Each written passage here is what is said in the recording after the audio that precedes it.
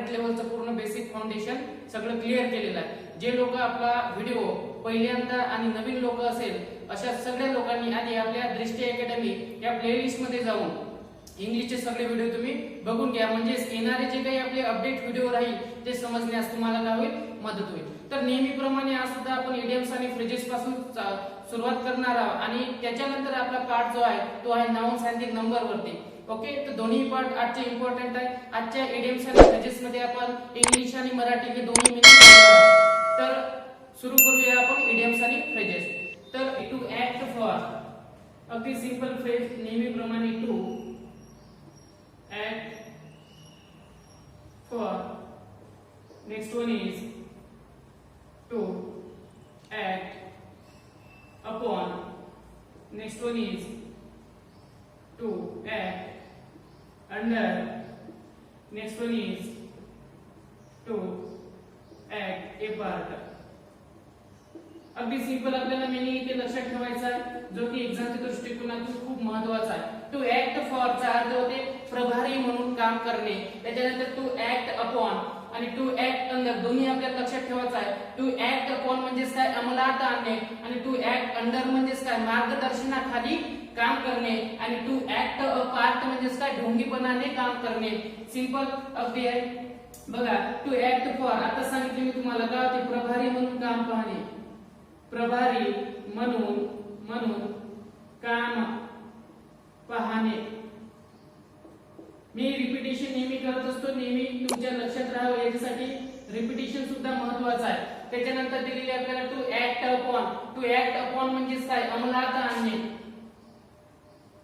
अंमलात आणणे. त्याच्यानंतर दिलेले आहे टू ऍक्ट अंडर. अंडर म्हणजे काय होते, अंडरचा अर्थ आपण प्रिपोजिशन मध्ये सुद्धा आपण पाहणार आहोत. अंडर मीन्स च्या खाली. ओके, मग च्या खाली म्हणजे काय, मार्गदर्शनाखाली काम पाहणे, मार्गदर्शनाखाली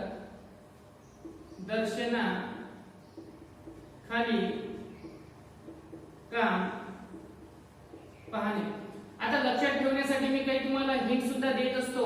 त्या हिंट्स जनरली आपल्याला एक्झाम मध्ये खूप काम येते. टू ऍक्ट पार्ट, आता अ पार्ट एखाद्या मूवीज आहे किंवा एखादं ढोंग करायचं आपल्याला, त्याचं काम एक ढोंगीपणाने काम करणे म्हणजे काय, टू ऍक्ट पार्ट. ऍक्ट म्हणजे काय होते, कृती करणे, आणि अ पार्ट म्हणजे काय, सपोज एखादा आपण कॉलेजमध्ये किंवा शाळेमध्ये एखादा आपण पार्ट प्ले करत असेल तेव्हा मात्र आपण इथे फ्रेज आपण किंवा इडियम्स आपण यूज करू शकतो.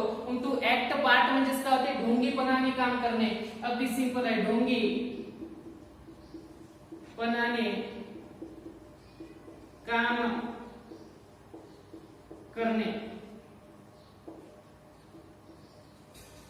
त्याच्यानंतर जाऊ आपण पुढं, to bear, to bear down. त्याच्यानंतर to bear up, to bear on, and next one is to bear with.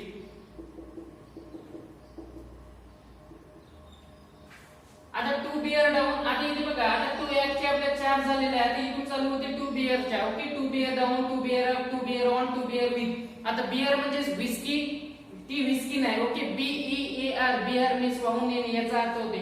परंतु जसं इथे डाऊन, अप, ऑन आणि विथ या वेगवेगळ्या प्रिपोजिशनचा वापर होतो कोणासोबत, हे इन्फिनिटिव्ह फॉर्म सोबत, तेव्हा मात्र याचा मीनिंग सिम्पली चेंज होतो. मग टू बियर डाऊन होते, अगदी सिंपल लक्षात ठेवायचं आपल्याला. टू बियर डाऊन म्हणजे काय होते, मात करणे, मात करणे. त्याच्यानंतर टू बियर अप दिलेला आहे, आणि टू बियर ऑन. आता टू बियर अप म्हणजे काय होते, धैर्याने काम करणे, आणि टू बियर ऑन म्हणजे काय होते, प्रभाव पाडणे. ओके, सिंपल आहे.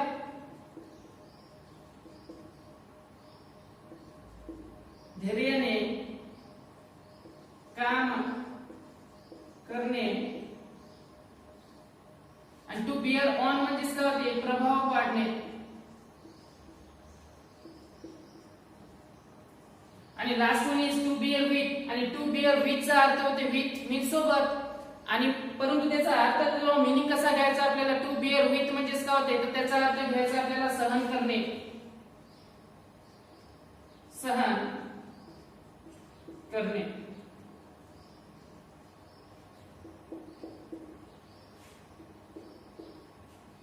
आणखी एक दोन देतो मी, टोटल किती झाले 8 झालेले असेल बघा. इकडे लक्ष द्या. टू बीट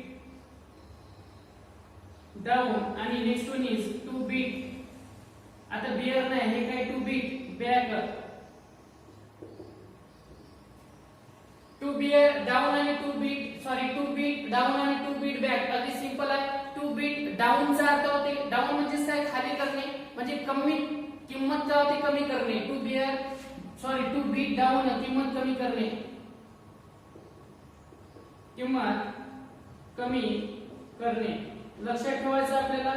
ओके, कन्फ्युजन होते याच्यामध्ये, कारण सगळ्या जसं आपण जर रीड केलं तर सगळं आपल्याला काय वाटते सारखं वाटते, परंतु सगळं सारखं नाही.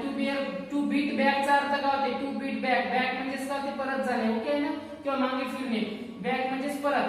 मग याचा अर्थ काय होते माघार घेण्यास, माघार घेण्यास पाडणे. आता पुन्हा मी रिपिटेशन घेतो जेणेकरून तुमच्या सगळ्या एडियम्स किंवा फ्रेज हे काय व्हायला पाहिजे, पाठ व्हायला पाहिजे. आणि नंतर जेव्हा आपण नाउन्स आणि नंबर्स हा अगदी महत्त्वाचा टॉपिक आहे जो की आपल्याला एक्झाम मध्ये खूप वेळेस विचारलेला जातो.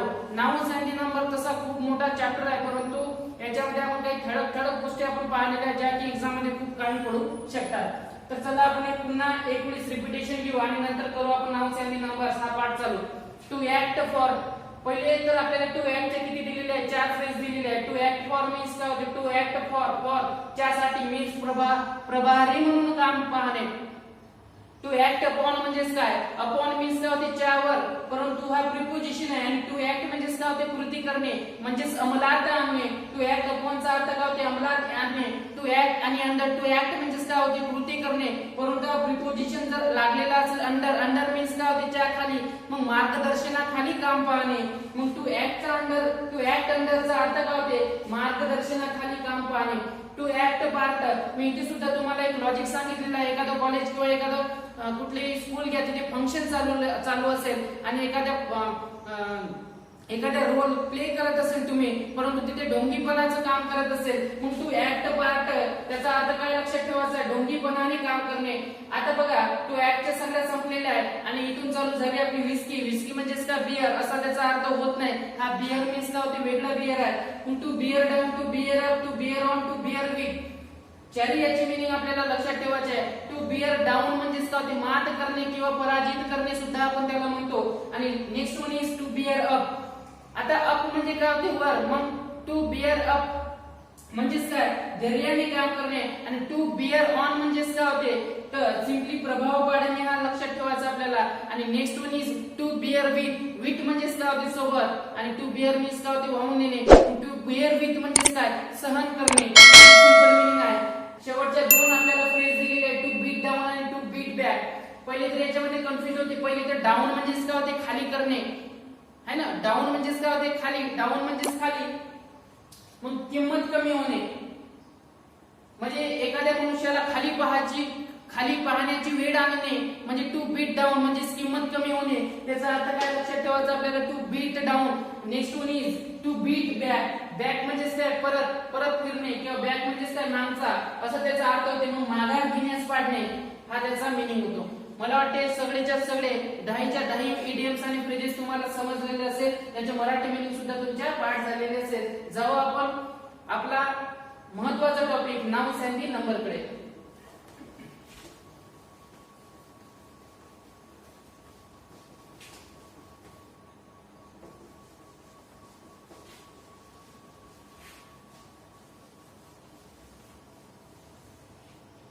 बघा आज आपण nouns and the numbers total आपले 14 पाठ झालेले आहेत. महत्त्वाची गोष्ट की जे कोणी लोक नवीन असेल आणि सुरुवातीलाच आपला व्हिडिओ बघत असेल तर त्यांना कृपा करून विनंती आहे की आपल्या आधीचे जे काही 14 पाठ झालेले आहेत ते बघून घ्या. कारण प्रत्येक वेळेस मी ऑफलाईन सुद्धा क्लासेस घेत असतो तेव्हा सुद्धा बरेचसे मुलांची ऍडमिशन म्हणजेच आपला 1-2 चॅप्टर पुढे गेल्यानंतर ऍडमिशन होत राहतात. मग त्यानंतर ते मुलं एकच दिवस बसतात आणि म्हणतात सर आम्हाला काही समजलं नाही. आता तुम्हीच मला सांगा की एखादा चॅप्टर आपल्या एंडिंगला आलेला आहे किंवा एखादा चॅप्टरचा आपला 80% पोर्शन निघून गेलेला आहे किंवा 80% पोर्शन झालेला आहे आणि एक मुलगा लगेच 80% पोर्शन झाल्यानंतर आलेला असेल तर त्याला काय समजणार आहे.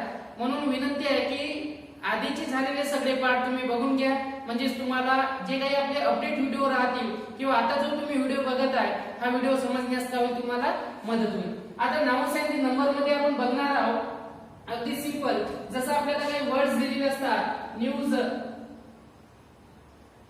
हा तर वर्ड सगळ्यांना माहित आहे नॉर्थ ईस्ट वेस्ट आणि साऊथ पण त्याचा अर्थ काय होतो न्यूज मीन्स बातमी या अर्थाने घेतो आपण. ओके चलो पुढे जाऊ आपण. Summons ethics civics physics mathematics politics आणखी काय राहिलं athletics. चलो सर एक हा दिलं तुम्ही न्यूज सुमोन्स इथिक्स सॉरी इथे काय ते येस येते सगळ्यांची मीनिंग सुद्धा सांगतो आणि एक्झाम मध्ये कुठल्याही एक्झाम्पल मध्ये जर त्यांचा यूज केलेला असेल तर कशा पद्धतीने यूज केला जाते ते सुद्धा मी तुम्हाला आज इथे क्लिअर करणार आहे. कारण आपला पाठच झाला आहे नाउन्स अँड नंबर म्हणजे सिंग्युलर आणि प्लुरल एकवचनी आणि अनेकवचनी. मग news summons ethics civics physics mathematics politics आणि एथलेटिक्स आता भरपूर सारे शब्द आहेत. आता तेवढे शब्द मी घेत बसत नाही परंतु एक कन्सेप्ट काय एक बेसिक काय ते बेसिक जर तुम्हाला समजलं तर कुठल्याही एक्झाम मध्ये कसंही एक्झाम्पल येऊ द्या ते तुम्हाला समजण्यास काय होते इझी जाईल. आता पहिला वर्ड घेतो मी इथे न्यूज. मला सांगा न्यूजचं अनेकवचनी काय होते what is the plural form of given words news.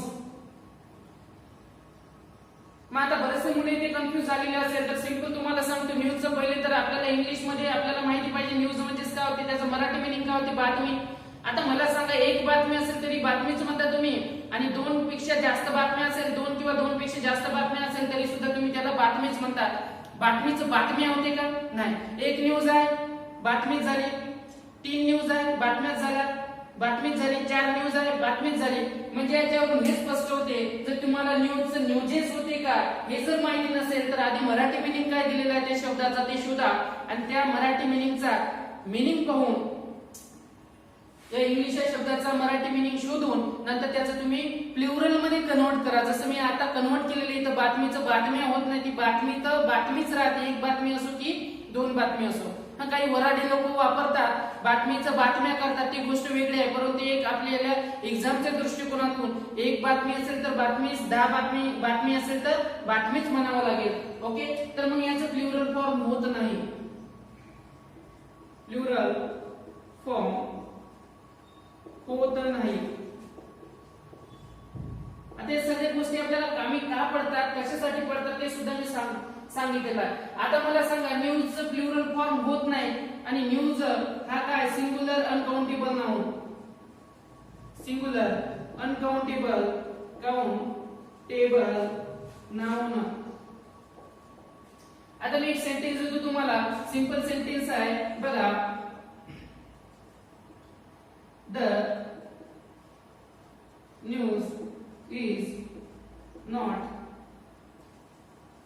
false. Sentence number 2. A news is not false. And sentence number 3. The news are not false. आणि सिंपल क्वेश्चन आहे तुमच्यासाठी choose the below sentence choose the sentence which one of them is correct. खालीलपैकी कोणत्या sentence पैकी एक sentence sentence correct आहे किंवा एकापेक्षा जास्त सेंटेन्स करेक्ट आहे? Which one of the sentence is correct?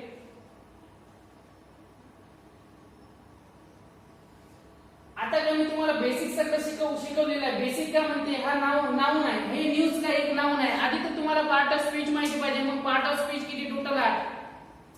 Noun, pronoun, adjective, verb, adverb, preposition, conjunction, interjection हे झाले पार्ट ऑफ स्पीच. म्हणजे तुम्हाला एखादा शब्द दिलेला असेल तर त्या शब्दाचा पार्ट ऑफ स्पीच काय ते माहिती पाहिजे. तो नाउन आहे, ऍडजेक्टिव्ह आहे, वर्ब आहे, ऍडवर्ब आहे, प्रिपोजिशन आहे, कंजक्शन आहे की इंटरजेक्शन आहे. मग आधी न्यूज हा शब्द दिल्याबरोबर लगेच मुलांच्या लक्षात येते सर न्यूज काय एक नाम आहे. मग ती व्यक्तीला दिलेलं असो, ती एखाद्या वस्तूला दिलेलं असो किंवा एखाद्या गोष्टीला किंवा एखाद्या थिंग्सला दिलेलं असो. मग न्यूज हे जर एखादा नाउन असेल तर त्या नाउनच्या सगळ्या कन्सेप्ट आपल्याला माहिती पडणं गरजेचं आहे. सर तो काउंटेबल आहे की अनकाउंटेबल आहे, तर सगळ्यांचं उत्तर आलं पाहिजे. सर न्यूजला आपण संकेत मोजू शकत नाही. ज्या गोष्टीला आपण संकेत म्हणजे काय, संख्या याच्यामध्ये मोजू शकत नाही तर ते काय असते, अनकाउंटेबल नाउन असते. मग न्यूज काय, अनकाउंटेबल नाउन. इथे लिहिलेलं आहे मी, सिंग्युलर अनकाउंटेबल नाउन. आणि प्लुरल फॉर्म होत नाही ते सुद्धा मी आधी सांगितलेलं आहे. याचा अर्थ ए किंवा एन या आर्टिकलचा वापर होत नाही.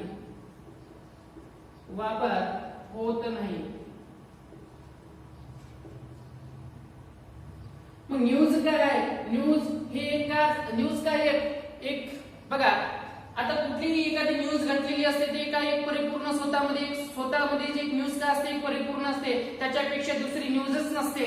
मग स्पेसिफिक आहे. मग एखादी गोष्ट जर स्पेसिफिक असेल तर तेव्हा मात्र त्या नाउनच्या आधी आर्टिकल द चा वापर होतो.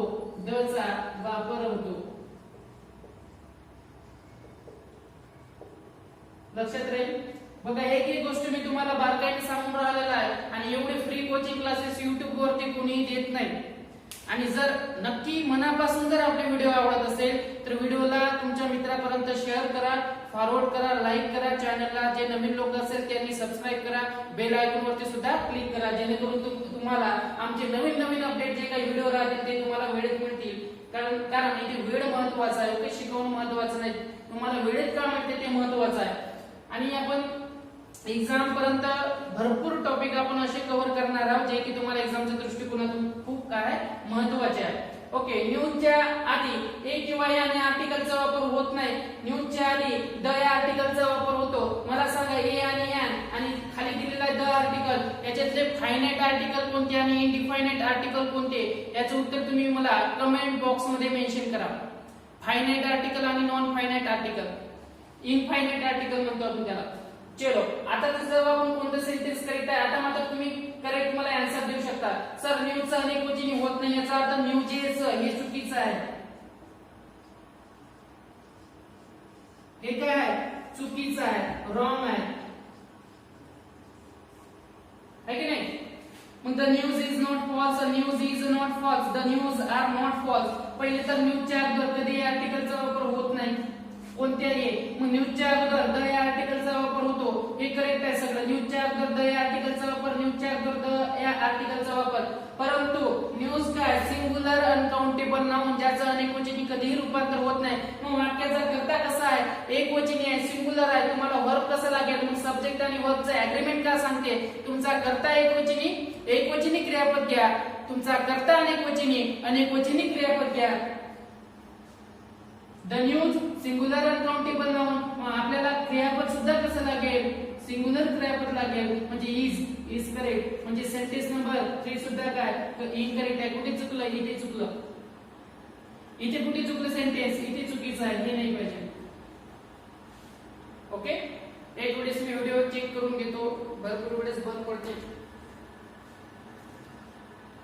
चल राईट,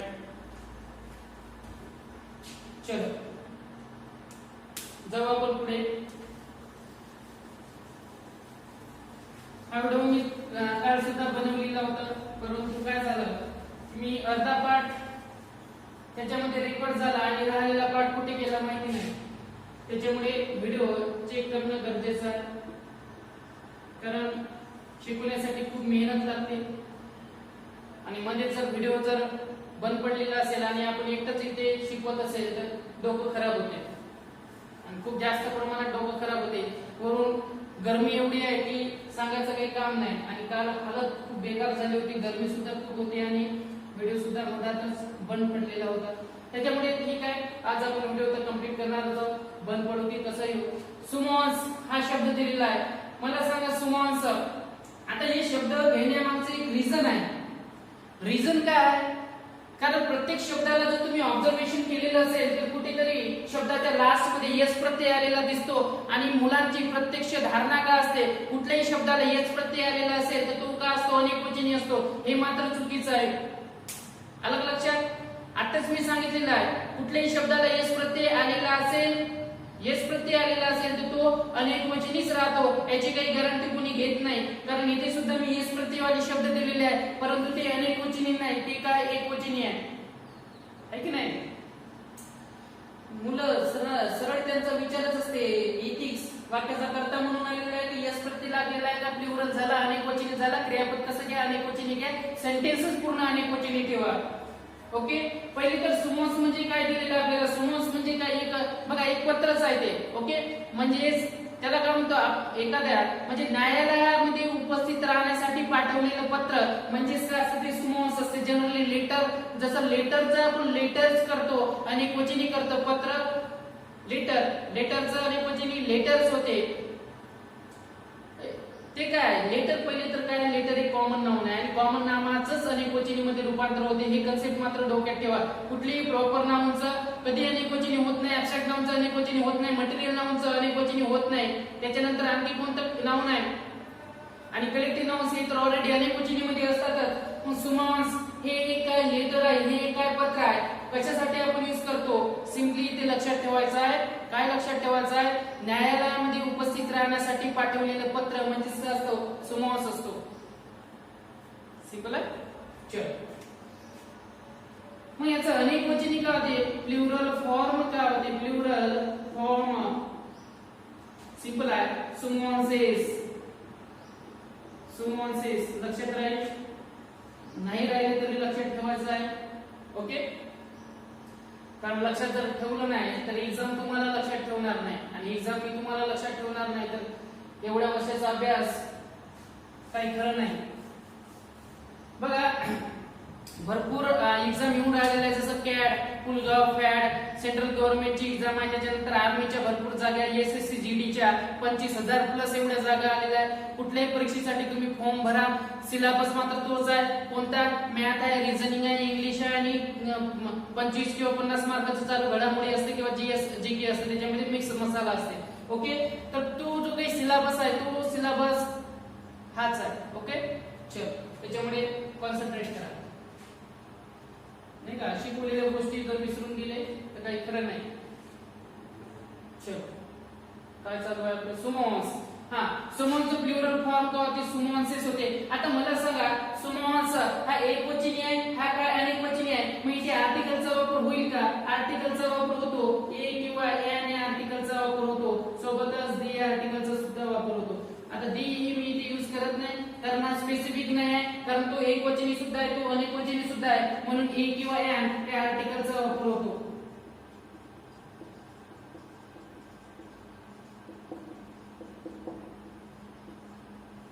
ओके. लक्षात राहील. आता बघा एक सेंटेन्स देतो मी तुम्हाला, ओळखायचा आहे. द या आर्टिकलचा वापर सुद्धा होतो, मी इथे लिहून देतो. द या आर्टिकलचा सुद्धा वापर होतो. The summons, summons is issued. Sentence number 2. Pay. Summonses were issued. Sentence number 3. We are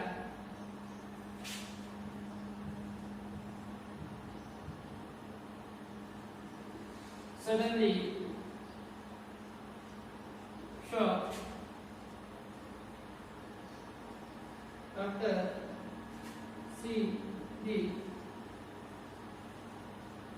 summons. हे सेंटेन्स वरती तेवढं कॉन्सन्ट्रेट करू नका. Okay sure.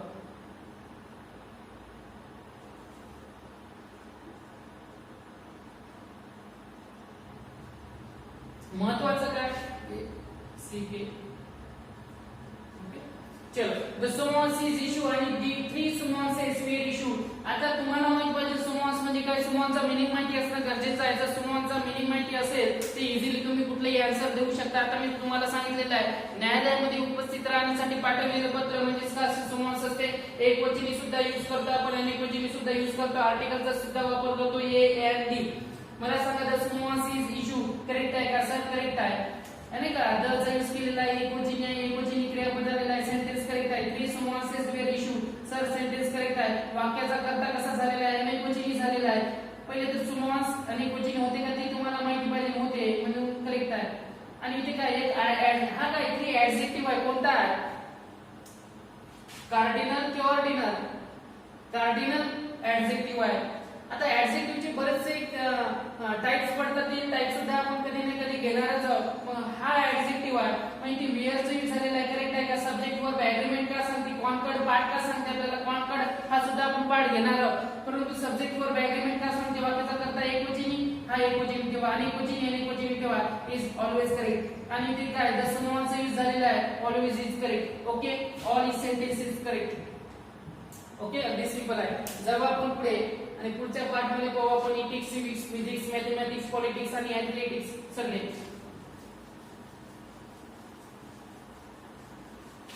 जिम्नॅस्टिक्स तो पण घेऊ शकता तुम्ही. सगळे वर्ड्स मी इथे लिहित बसत नाही. ॲथलेटिक्स वगैरे, जिम्नॅस्टिक्स, सिविक्स, फिजिक्स, आयसीएस दिसते का तुम्हाला? आयसीएस कुठे आहे? हे आयसीएस मॅथेमॅटिक्स मध्ये आयसीएस आहे, पॉलिटिक्स मध्ये, ॲथलेटिक्स मध्ये, जिम्नॅस्टिक्स घ्या, त्याच्यामध्ये सगळं काय आयसीएस आहे. महत्वाची गोष्ट काय, जिथे जिथे शब्दाला आयसीएस हा शब्द लागेल तो शब्द काय राहील? सिंग्युलर राहील. तो शब्द काय राहील? सिंग्युलर. सिंग्युलर म्हणजेच काय? एकवचनी राहील, एकवचनी. मग आता इथे सर तुम्ही दिलेला एकवचनी सिंग्युलर आयसीएस, सर एखादा सेंटेन्स देऊन सांगा कसा प्रकारे मला सेंटेन्स येऊ शकते. He is mathematics is not poor. आता मी बघा इथे आर्टिकलचा वापर करत होतो, परंतु इथे मी पुअर लावला, ऍडजेक्टिव्ह लावला, त्याच्यामुळे ऍडजेक्टिव्हच्या अगोदर आर्टिकलचा वापर होत नाही. ह्या गोष्टी सगळ्या माहिती पाहिजे. His mathematics is not poor.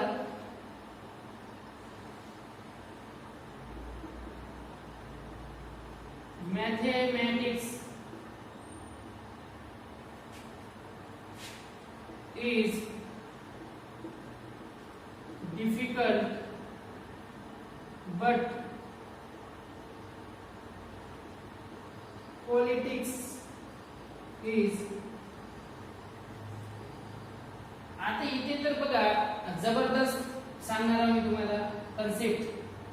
His mathematics is not poor, mathematics is difficult but politics is easy. मला सांगा which of the given sentence is correct or find out the correct sentence of the given sentences. दिलेल्या sentence पैकी कोणता sentence correct आहे किंवा चुकीचा sentence कोणता आहे ते ओळखायचं आहे. आता his mathematics is not poor आणि सेकंड सेंटेन्स दिलेला आहे mathematics is difficult but politics is easy. आता नेहमी लक्षात ठेवायचं जेव्हा जेव्हा या शब्दाच्या लास्ट मध्ये, कोणत्या शब्दाच्या लास्ट मध्ये, इथिक्स पासून ते इकडे ॲथलेटिक्स पर्यंत ज्या ज्या शब्दाला आयसीएस प्रत्यय लागलेला आहे त्या शब्दाच्या आधी जर पॉझेसिव्ह ऍडजेक्टिव्ह आलेले असेल तर पॉझेसिव्ह. आता पॉझेसिव्ह ऍडजेक्टिव्ह म्हणजे काय ह्या गोष्टी सुद्धा तुम्हाला माहिती करणं गरजेचं आहे. कारण आता मी दिलेलं आहे पॉझेसिव्ह ऍडजेक्टिव्ह म्हणजे काय. सर आम्हाला ऍडजेक्टिव्ह म्हणजे माहित आहे, ऍडजेक्टिव्ह म्हणजे काय होते? विशेषण होते. मग पॉझेशन म्हणजेच काय? हे बघा सिंपल एक एक्झाम्पल देऊन सांगतो तुम्हाला. सपोज एक मुलगा आहे आणि एक मुलगी आहे, दोघे गर्लफ्रेंड आहे नाही का, बॉयफ्रेंड गर्लफ्रेंड दोघे या नात्याने राहतात. आता कधी कधी काय होते, पोझिशन म्हणजे कधी कधी मुलगा खूप हवी होऊन जाते, जसं का ती माझी पत्नीच आहे, ओके, परंतु ती पत्नी आहे का एखादी मुलगी, जेव्हा तुम्ही बॉयफ्रेंड किंवा गर्लफ्रेंड म्हणून राहत असता तेव्हा तुम्ही पती पत्नी नसते, परंतु तुम्ही एवढा अधिकार दाखवता जसे का ती तुमची पत्नीच आहे आणि सगळा अधिकार तुमचाच आहे तिच्यावर, ओके. तर ते झालं पोझिशन. मग पोझिशन म्हणून तुम्हाला समजलेलं असेल एखाद्या गोष्टीवरती आपला अधिकार दाखवणे, त्याच्यासाठी पोझिशन या शब्दाचा यूज करते. एकदम पॉझेसिव्ह होणे आपण डेली यूज करतो ना, तू खूप पॉझेसिव्ह व्यक्ती आहे, ओके. तर तोच मिनिंग आहे पॉझेसिव्ह ऍडजेक्टिव्ह, म्हणजेच एखाद्या गोष्टीवरती आपला अधिकार दाखवणे त्याला काय म्हणतो पॉझेसिव्ह ऍडजेक्टिव्ह. सर सांगा कोणते कोणते आहे? माय, हिज, युअर, देअर, आर, आणखी कोणतं सुटलं? हर. हे सगळे काय पॉझेसिव्ह ऍडजेक्टिव्ह आहे. आणि जेव्हा जेव्हा एखाद्या या नामाच्या अगोदर या पॉझेसिव्ह ऍडजेक्टिव्हचा वापर होईल, जेव्हा जेव्हा या पॉझेसिव्ह ऍडजेक्टिव्हचा वापर होईल तेव्हा वाक्याचा कर्ता कसा बनतो? अनेकवचनी बनतो. आणि वाक्याचा कर्ता अनेकवचनी असेल तर क्रियापद कसं पाहिजे? अनेकवचनी पाहिजे. मग आता मला सांगा, मॅथमॅटिक्स, हिज मॅथमॅटिक्स, त्याचं गणित लागलं ना. पॉझेसिव्ह ऍडजेक्टिव्ह हा काय पॉझेसिव्ह ऍडजेक्टिव्ह आहे. मग त्याचं गणित is not poor, is not poor. मग वाक्याचा कर्ता कसा झालेला आहे? अनेकवचनी झाला. क्रियापद कसं लागेल? अनेकवचनी लागेल. परंतु इथे एकवचनी दिलेलं आहे. Sentence incorrect. सेंटेन्स करेक्ट करायचं असेल तर काय करावं लागेल आपल्याला? इज ऐवजी आर हवे. जबरदस्त गणित. ज्याचं गणित खूप स्ट्रॉंग तो कुठल्याही पोस्ट पर्यंत पोहोचू शकतो, okay. Mathematics is difficult but politics is easy. आणि जेव्हा मॅथमॅटिक्स किंवा आयसीएस शब्द असणारे शब्द जेव्हा फक्त एक विषय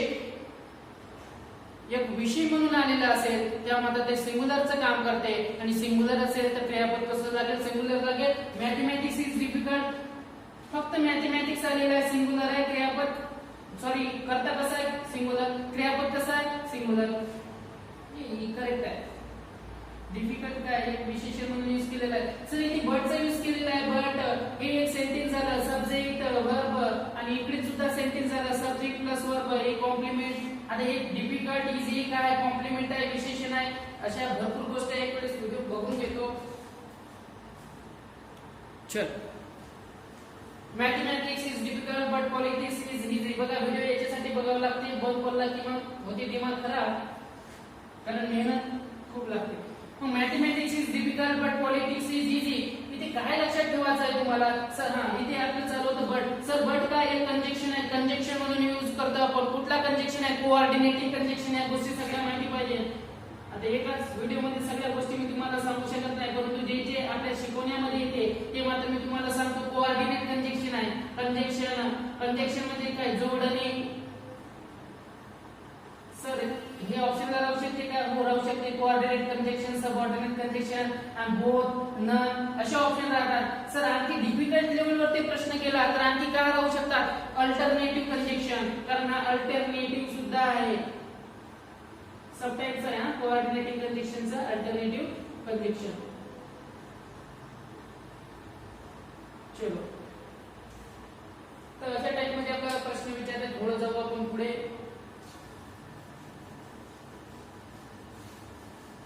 काय टेंशन होगा घेऊ, हम है जिंदा. चलो, काय घेणार होतो? सेंटेन्स घेणार होतो. चलो,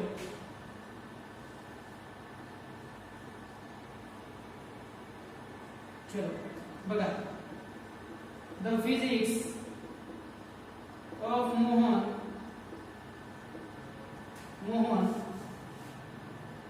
हे मी लिहितो. आता हे लर्न करून ठेवा. पॉझेसिव्ह ऍडजेक्टिव्ह पुढे सुद्धा तुम्हाला काय पडेल? उपयोगी पडेल. याचा वापर कसा होतो सेंटेन्स मध्ये? नाउनच्या अगोदर. ओके, चलो.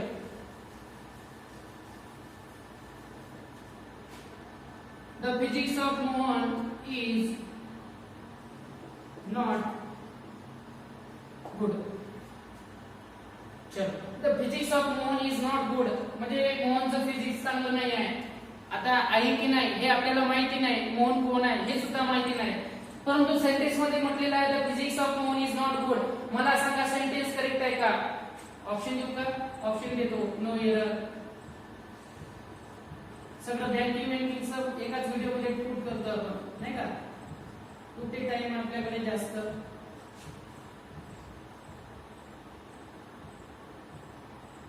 चलो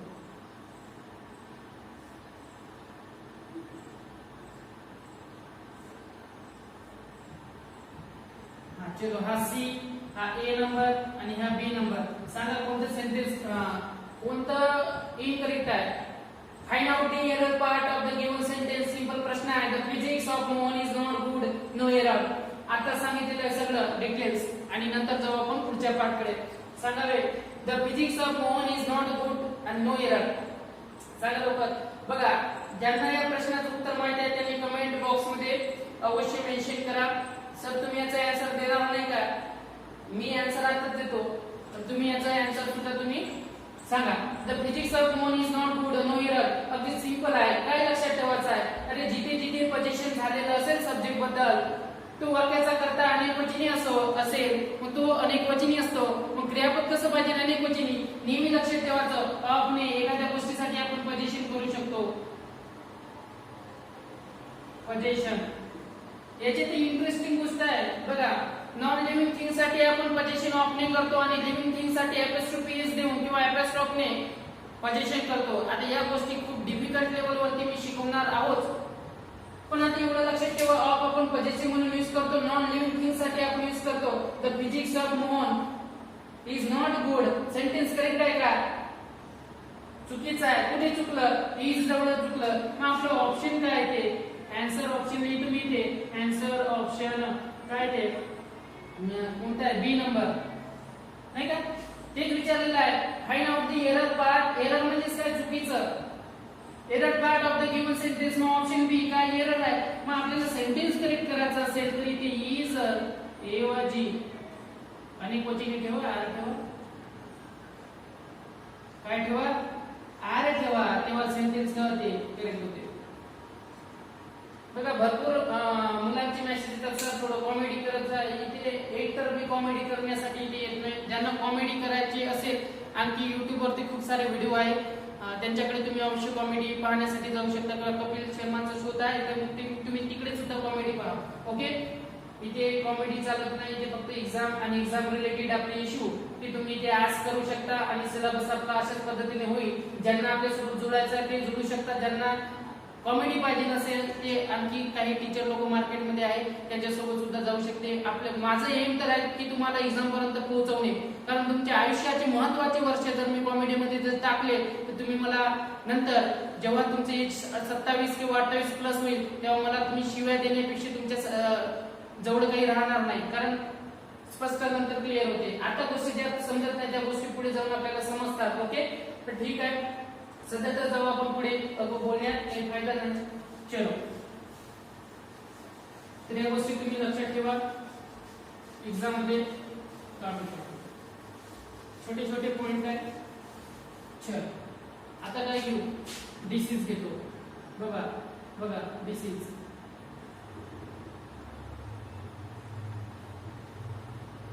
डिसीज म्हणजे काय?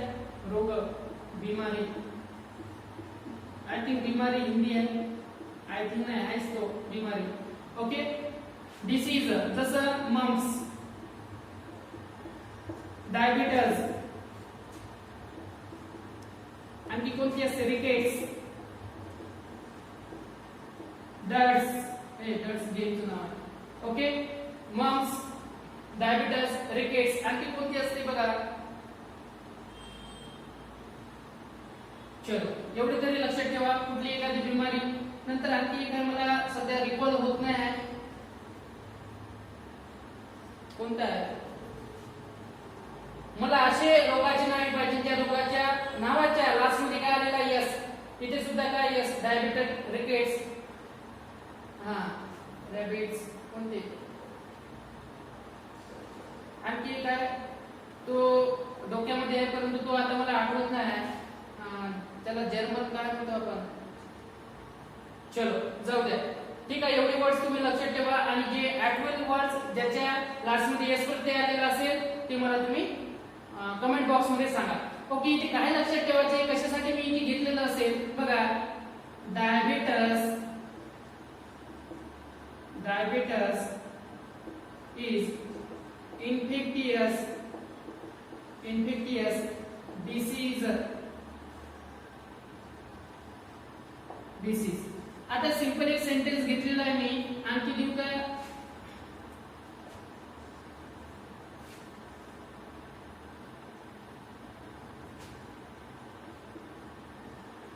Mumps are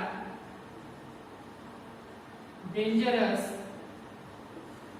disease. मला सांगा डायबिटीस इन्फेक्टियस म्हणजे काय संसर्ग? हा डायबिटीस इज इन्फेक्टियस डिसीज हे सेंटेन्स लिहिण्यामागे माझं काहीतरी एक वेगळं एम सुद्धा आहे, माहिती सुद्धा, एक इन्फॉर्मेशन सुद्धा तुमच्या जवळ असायला पाहिजे की डायबिटीस हा इन्फेक्टियस डिसीज आहे. ओके, तर इथे काय लक्षात ठेवायचं आहे? असे डिसीज, असे रोग ज्या रोगाच्या नावाच्या लास्ट मध्ये काय आलेलं आहे, प्रत्यय आलेला आहे, याचा अर्थ ते अनेक वचनी होत नाही, ते काय असतात, सिंग्युलर म्हणून काम करत असतात. वाक्याचा कर्ता कसं झालेला आहे? सिंग्युलर झालेला आहे. क्रियापद कसं पाहिजे? सिंग्युलर पाहिजे. हाय सिंग्युलर सेंटेन्स काय करेक्ट आहे? मला सांगा, मम्स आर डेंजरस डिसीज. आता मम्स काय नेमका? डिसीज आहे, थिंग्स आहे, वस्तू आहे, व्यक्तीचं नाव आहे, एखाद्या स्त्रीचं नाव आहे. कारण विदेशामधल्या मुलींचं असं नाव असतात का ते काही माहिती पडत नाही आपल्याला, पण डिसीज वरून तुम्हाला स्पष्ट लक्षात येते की बिमारीचं नाव आहे, आणि बिमारी कधी अनेक वचनी होऊ शकत नाही, ते एक वचनीच राहते. मग मम्स एक वचनी आहे. क्रियापद कसं पाहिजे? एक वचनी पाहिजे. सेंटेन्स काय इनकरेक्ट आहे, करेक्ट करायचं असेल तर इथे काय लिहा? आर ऐवजी काय पाहिजे? इज हवे. ओके, तर या गोष्टी माहिती पाहिजे तुम्हाला. चलो पुढे जाऊ आपण.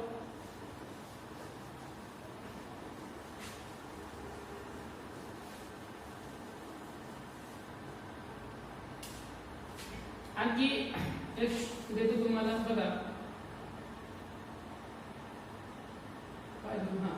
बघा, काही मी गेम्सचे नाव देतो. गेम्स जसं ज्याच्या एंडिंगला एस प्रत्यय आलेला आहे, जसं बिलियर्ड्स, डर्ट्स, बॉल्स, ड्रॉट्स,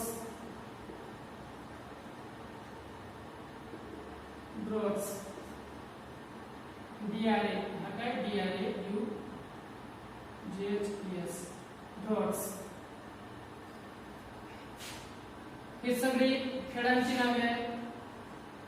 अशी खेळांची नावे आहेत ज्याच्या एंडिंगला काय आलेलं आहे. आणखी खेळाचं नाव आहे प्रचलित आहे डॉमिनोज. ठीक आहे, मला रिकॉल झालेला आहे. त्याच्या हा गेम मस्त गेम आहे, खेळून बघा इकडेच. अशी खेळाची नावे ज्या खेळाच्या नावाच्या लास्ट मध्ये काय आलेलं आहे? काय आलेलं आहे? एस प्रत्यय आलेला आहे. मग सर मुलं असं म्हणतात की ज्या नामाच्या लास्ट मध्ये एस प्रत्यय आलेला आहे ते नाम अनेक वचनी म्हणजेच प्लुरल नाउनचं काम करते, तर सगळं काय चुकीचं आहे. हे काय गेम आहे, गेम खेळाचं. आता मला सांगा, बिलियर्ड्स हा खेळाचं नाव आहे, ते अनेक वचनी होईल का? नाही होणार. बिलियर्ड्स राहणार. क्रिकेटला अनेक वचनी करू शकता का? नाही. क्रिकेटचं क्रिकेट राहील. अलग लक्षात. मग हे असे नामे आहे, जसं for example billiards are played by women. मला सांगा इथे कोणता सेंटेन्स करेक्ट आहे? इथे देतो मी no error. Find out the error part of the given sentence. Option number D, option number C, option number B आणि option number A. Billiards are played by woman, no error. सांगतो पहिले तर इथे बघा, billiards, darts, balls, draughts, dominoes हे सगळं काय खेळांची नावे आहे. कधी कधी तर मुलं याच्यातच कन्फ्युज होतात, व्यक्तीचं नाव आहे की खेळाची नावे आहे. आता मी इथे लिहून दिलेली आहे. ओके, तसंही तुम्हाला मला वाटतं की इथं सेंटेन्स मध्ये कुठे नाही कुठे तुम्हाला हिंट्स मिळून जाते. बिलियर्ड्स प्लेड, प्लेड म्हणजे काय? खेळ. याचा अर्थ तुम्ही याच्यावरून लॉजिक लावू शकता का बिलियर्ड्स एक खेळाचं नाव आहे. आलं लक्षात? मग आता मला सांगा, सेंटेन्स चुकीचा आहे का? कुठे चुकीचा, कोणता पार्ट चुकीचा आहे? तर आन्सर ऑप्शन तुमचं काय आहे? Answer option B is correct. Error part आहे तो तुमचा. सेंटेन्स जर तुम्हाला करेक्ट करायचं असेल तर आर ऐवजी काय पाहिजे इज हवे, काय पाहिजे आर ऐवजी इज हवे, तेव्हा सेंटेन्स काय होईल करेक्ट येते. मग इथे आर न घेता काय ठेवा इथे इज ठेवा. मग billiards is played by woman no error. पहिले तर मला सांगा इथे are plus V three structure correct आहे का? Is are are plus was were plus V three, is are are was were plus V three कोणते स्ट्रक्चर होते? Passive वॉइसचे स्ट्रक्चर होते. कारण is are are was were या सहाय्यकारी क्रियापदाच्या पुढे व्ही प्लस आयएनजी सोडून जर व्ही थ्री लागलेला असेल तर पॅसिव्ह वॉइस स्ट्रक्चर होते. वाक्याचा टेन्स कोणता जाते? सिंपल प्रेझेंट टेन्स किंवा सिंपल पास्ट टेन्स. आता इथे इज किंवा आर आलेला, इथे इज प्लेड आलेला, is are are plus V three, is are are plus V three म्हणजे टेन्स कोणता झाला? Simple present tense. Active voice की पॅसिव्ह वॉइस? Passive voice. आणि इथे बाय आलेला आहे. आलं का लक्षात? सगळ्या गोष्टी तुम्हाला माहिती पाहिजे. ओके, तर हा एक पार्ट लक्षात ठेवायचा आहे तुम्हाला.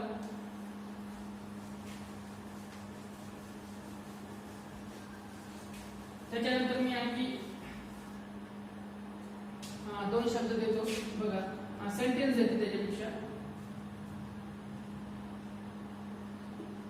There are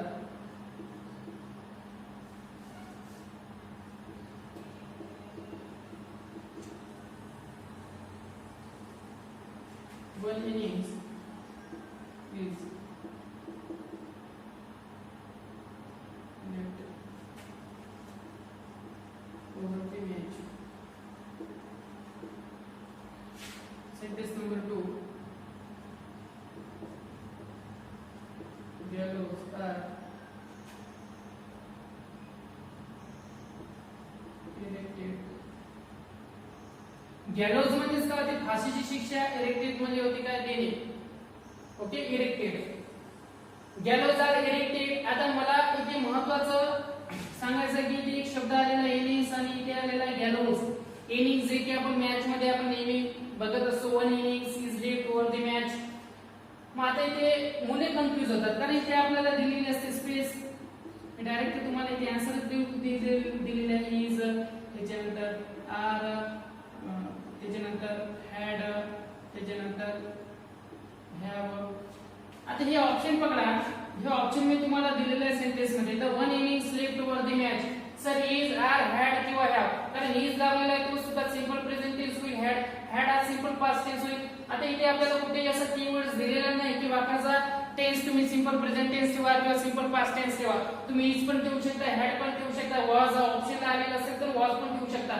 पण आता मला इथे आणखी स्पष्ट करायचं आहे हॅव किंवा हॅड.